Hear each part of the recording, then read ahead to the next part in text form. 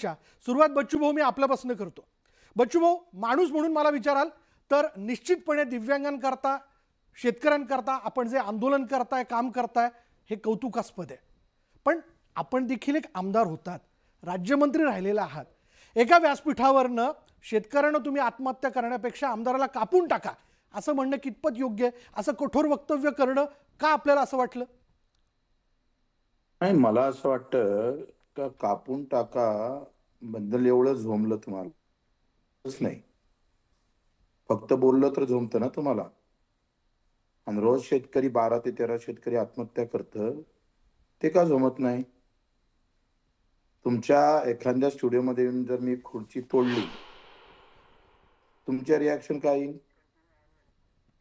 चोपडणार मला? नाही, खूप छान केलं. आज सोयाबीन केंद्र सुरू नाही आहे. 2000 सोयाबीन विकावं लागतं 500 रुपये क्विंटलनं. हे भाजपवाले म्हणायचे का MSPच्या 20% बोनस देतोय, ते दिलंच नाही. तुमच्या कापसाला 5 ते 5.5 हजार रुपये भाव आहे. काय करणार तुम्ही सांगा ना? एखाद्या ऑटोवाल्यानं दंगल झाली होती तिकडे भिवंडीला 15 रुपयासाठी फक्त.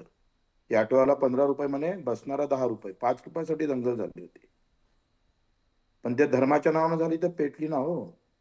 तो सचिन जाधव आमचे परभणीचे, त्यानं आत्महत्या केली, त्यांच्या पत्नीनं आत्महत्या केली आणि पोटात 7 महिन्याचं बाळ होतं ते पण मरण पावलंय. काय करायला पाहिजे सांगा ना? जातीच्या नावानं, धर्माच्या नावानं गावच्या गाव पेटवता तुम्ही. शेतकरी हा हिंदू नाही आहे का? काय केलं पाहिजे तुम्ही? आम्हाला सल्ला द्या. लोकशाही मार्गाने आम्ही 7 दिवस उपोषण केलं, 8 दिवस. हे म्हणे समिती गठीत करू. समितीचा अध्यक्ष नेमला, नंतर समितीचं कामकाज बंद. म्हणजे ह्या सगळ्या बनवाबनवीमध्ये आमच्या तोंडातून मला मान्य आहे का हे कापा, ह्याच्याऐवजी मी ठोका म्हणाले पाहिजे, ते कापा आलं, मान्य आहे. बर बर. पण तरी सुद्धा मला सांगा, कापाची बोलण्यात हम बोले तो आग लग गई और हम मर गए तो कुछ नहीं हो रहा है. आता कसा शेंदूर लागला ढुंगणारे तुमच्या. बर, मला मी मला काय आणि अनिल बोंडेंनाही बच्चू भाऊ याबद्दल विचारायचं आहे. डॉक्टर अनिल बोंडे, आपणही राज्याचे कृषी मंत्री राहिलेला आहात. ठीक आहे, संतापाच्या जेव्हा काहीच होत नाहीये, न्यायच मिळत नाहीये, तर संताप होणे साहजिक आहे आणि त्या संतापाच्या भावनेतनं बच्चू कडूंनी हे वक्तव्य केलं. पण तसा त्यांचा म्हणण्याचा अर्थ नव्हता असं देखील एकूण त्यांच्या बोलण्यातनं प्रतीत होतंय. काय म्हणणं आहे आपलं?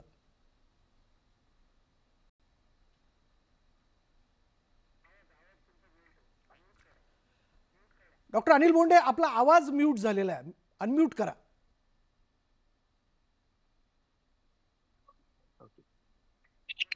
बोला. बच्चू भाऊ एवढे दिवसापासून राजकारणात आहे, एवढे दिवसापासून समाजकारणात आहे, मंत्री राहिलेले आहे आणि अनेक वेळा आमदार राहिलेले आहे. संतापाच्या भरात काय बोलायचं हे आता नक्कीच ठरवलं पाहिजे.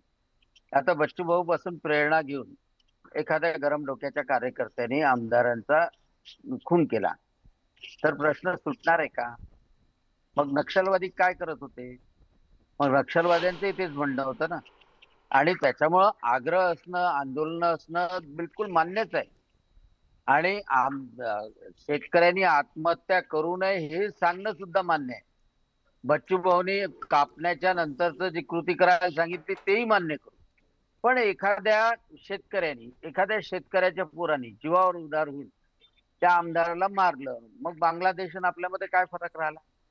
मग नक्षलवादी आणि आपल्यामध्ये काय फरक राहिला? आणि त्याच्यामुळं जबाबदार माणूस आहे. म्हणजे सगळ्यात महत्वाची गोष्ट म्हणजे बच्चू कडू कितीही क्रांतिकारी असतो, दिव्यांगासोबत काम करणारा असतो, परंतु सगळ्यात महत्वाचं की जबाबदार माणूस आहे. आपण जो संदेश देतो आहे अनेकांना, समोरच्यांना, त्यांना तो संदेश त्यांनी जर अंमलात आणला तर काय परिस्थिती होईल बच्चू भाऊ? कारण का त्या आसेगाव सर्कलमध्ये तुम्ही जेव्हा आमदार होते, तुम्ही जेव्हा मंत्री होते, तेव्हा तिथल्या शेतकऱ्यांनी नुकसान भरपाई मिळाली नाही, त्याच्यामुळे तुमच्या घरात, तुमच्या तालुक्यात आंदोलन केलेलं आहे, उपोषण केलेलं आहे. मग त्यांनी ते समजायचं का तुम्ही आमदार असले तुम्हाला कापायला जायचं का? आणि काय 2-3 गोष्टी. आता तुम्ही म्हटलं की औरंगजेब छत्रपती संभाजी महाराजांच्या मृत्यूसाठी जबाबदार नाही, त्यांचे नातेवाईक जबाबदार. हो, नातेवाईकांनी गद्दारी केली असेल, पण औरंगजेब जबाबदार नव्हता का? नाही का असं मी असं म्हटलंच बोलताय? कारण नाही. की एक मिनिट नाही, मग म्हटलं असेल तर अनिल भाऊ नाही, आपण हा. तुम्ही आपण मूळ विचारपूर्वक मुद्द्याकडे बयान येऊया. करा. विचारपूर्वक बयान करा. काय होतंय का अशा प्रकारचं वार्ता तुम्ही तुमचं माझं बयान पूर्ण ऐकून घ्या. मी काय म्हटलं, गणाजी शिर्के म्हणजे सासरे असून काय त्याचे मेव्हणे असेल, यांनी फितुरी केली नसती तर कदाचित संभाजी महाराज वाचले असते, त्यांचं बलिदान झालं नसतं. एक मोठा योद्धा जो दिल्लीच्या आणि ज्या देशाचा नकाशा बदलला असता. औरंगजेब जेवढा दोषी आहे तेवढा शिर्के किती दोषी आहे याचंही संशोधन झालं पाहिजे असं मी म्हटलंय. असं नाही म्हटलं मी औरंगजेब शिर्के दोषी आहे. नाही, नाही. औरंगजेब दोषीच शिर्के आहे. तर बच्चूभाऊ, 100% दोषी त्याला आहे. बच्चूभाऊ, मूळ परंतु विषयाकडे येऊयात ना आपण. छत्रपती आमचं दुमत नाही आहे. ठीक आहे. तुम्ही आपण लक्षात घ्या, आपण आम्ही शेतकऱ्यांवर सुभक्त येऊ. आहोत. हा, आपण या मुद्द्याला घेऊन आपली चर्चा नाही. माधवनं चुकीचं बयान दाखवलं ते फार बच्चूभाऊ. चुकीचं आहे. त्यांनी डबल ते दुरुस्त केलं माझं नाही नाही बयान. मी नाही, मी नाही, मी डॉक्टर जे अनिल बोंडेंचा जो ऐकलेलं प्रश्न आहे मी तो जे साहजिक पाहिलंय आहे. ते औरंगजेब सांगतोय चुकीचा मी. नाही असं नाही म्हटलं मी माझा अनिल भाऊ. माझा दुसरी माझा गोष्ट एकच प्रश्न आहे की दुसरी गोष्ट माझा एकच जेव्हा प्रश्न आहे. आशेगाव सर्कलमध्ये अतिवृष्टीचे पैसे भेटले नाही तेव्हा मी त्या सचिवालय कोंडून ठेवलं होतं मंत्रालयात. माझ्यावर गुन्हा दाखल आहे. तरी नाही मिळाले ना. तरी नाही मिळाले ना. कारण की तरी नाही मिळाले. आजही त्या शेतकऱ्यांना मिळाले नाही. मी मुच्छी घेऊन फिरा. आणि उद्धव आशेगावला आणि उद्धव ठाकरे साहेबांच्या माझं ऐकून घ्या पहिले. ते जर मिळाले नसतात तर मी नाही मला हे सांगा. मला हे सांगा. चुकीचं बोलू नका, खोटं बोलू नका. आवाज बंद झाला का? आदर करतो मला हे सांगा. मला हे सांगा बच्चूभाऊ, एकच प्रश्न विचारतो.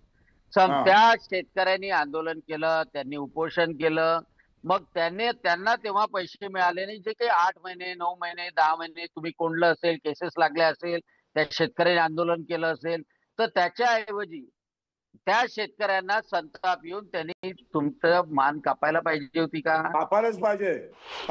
एवढ्याच उत्तर द्या. डॉक्टर अनिल बोंडेंचा प्रश्न अगदी योग्य आहे या ठिकाणी. बच्चूभाऊ, माझी मान कापल्यानं जर हजारो शेतकऱ्याची आत्महत्या थांबली असेल तर कापूनच टाकायला बच्चूभाऊ पाहिजे. ऐका ना, उत्तर असू शकत नाही. ऐका ना,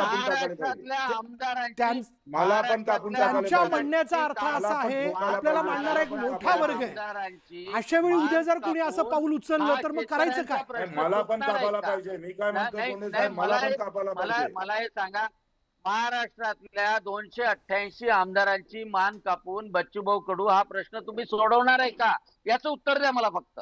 आता किती आत्महत्या झाल्यानंतर प्रश्न सोडणार त्याचं उत्तर द्या. अरे मग मला आत्महत्या झाल्यानंतर प्रश्न सुटणार ते आम्हाला सांगा. 6.5 लाख शेतकरी मेले तेव्हा तुम्हाला काही वाटलं नाही? 6.5 लाख शेतकऱ्यांना आत्महत्या केल्या पाय घासून, तेव्हा कुठे गेला तुम्ही?